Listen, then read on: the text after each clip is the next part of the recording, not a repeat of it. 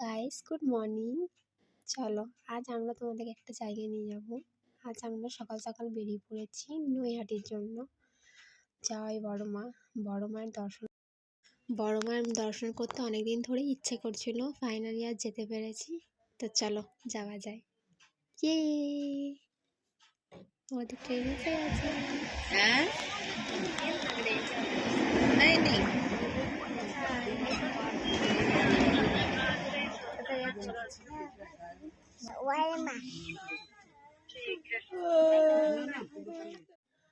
So এবার আমরা এখানে লাইন দিয়েছি, গঙ্গাটা পার করে তারপর বড় মায়ের কাছে যেতে পারবো। কারণ কি আমরা ডাইরেক্ট নৈহাটি স্টেশন আসিনি, গাইস সবাই নৈহাটি চলে এসেছি। অনেক চলো বড় মন্দির যাব, ঠাকুরের মন্দির, বড় কালী মন্দির। ছিল। সমস্ত ইন্টারসিটি বন্ধ ছিল, তাই সব হয়েছে। তো চলো যাওয়া যায়। ভেতরে ঢুকে গেছি, বাস আর 5 মিনিট পর মায়ের কাছে পৌঁছে যাব।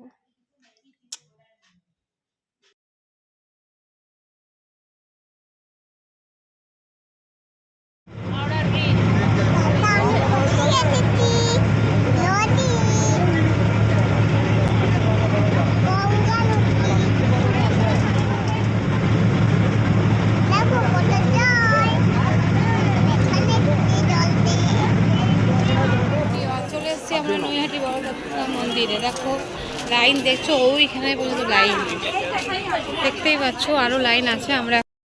আমরা এখন যাব, গঙ্গা স্নান করব, তারপরে আমরা রেডি হয়ে মায়ের পুজোর জন্য লাইন দেব। যা বিশাল লাইন, কি বলবো, মাথায় হাত দিয়ে দিয়েছিলাম, এত লাইন। আমরা মাঝখানে অন্য কারো লাইনে ঢুকে গেছি। যদি না ঢুকতাম তাহলে আমরা আজকে সারা রাত নৈহাটিতেই থাকতাম, তাও পুজো দেওয়া হতো না, এতটাই লাইন। তো যাই হোক, চলো আমরা আগে গঙ্গা স্নানটা সেরে নিই, তারপর পুজোর লাইনটা দেওয়ার জন্য রেডি হব। আর সব থেকে বড় ব্যাপার জানো কি, আমার মেয়ে যা এক্সাইটেড, গঙ্গা স্নান করবে, পুজো দেবে। এইটুকু মেয়ে এতটুকু বিরক্ত করেনি আমায়, মানে খুব কি বলবো, হ্যাপি নাকি। তো এখন আমরা একটু রুম দেখলাম, মানে ড্রেস চেঞ্জ করার জন্য।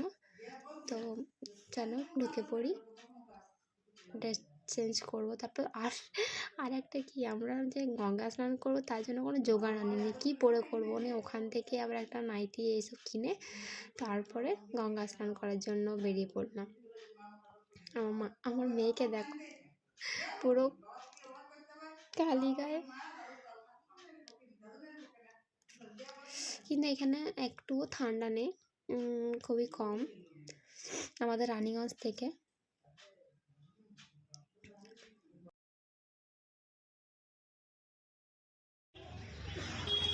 লাইন দিয়ে পড়েছি, মানে একদম যে লাস্ট লাইন, আমাদের যেখান থেকে লাইনটা পাবো সেখান থেকে দিইনি, আগেই বললাম।